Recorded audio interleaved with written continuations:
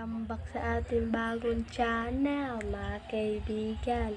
Ngayon, ipaparanas ko naman sa iyo kung paano ang tubig ay ang mga karanasan ko na hindi ko malilimutan. Ipapakita ko sa inyo ang mga hindi ko nalilimutan na bagay. So, ano pang hinihintay natin? Simulan na natin ang video. Let's go!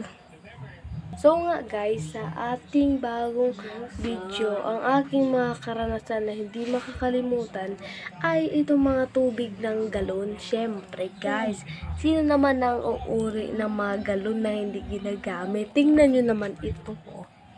Yan, mga galon. So, pipiliin ka ba niyan? Yun yung karanasan ko. Next na tayo sa ating video. Okay, let's go! At nandito naman ang ating hindi nakakalimutan na bagay sa ating bahay. Ang lamak. Ang lamak naman guys. Ito naman ang uring tip. Ito ang ginagamit ko pag nang estudyante ako. Na ginagamit ko na lamak. Maghihugasan na, diba? Tingnan naman to. Hugasan. Sinong gaganahan maghugas niyan? Proceed na sa ating video. Let's go! Ito naman nga guys, ang hindi kalimot-limot na ating kinalaman dito. Siyempre guys, ang electric fan. Kung mainit na bad guys, hindi nyo naman kaya doon mag-electric fan. So ito na po, ang electric fan.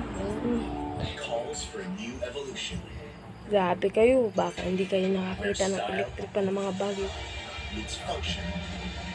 Mga bagay guys. So, yan lang ang ating patuloy guys na video. Don't forget to subscribe, like, and comment. See you sa ating next video. Okay, bye!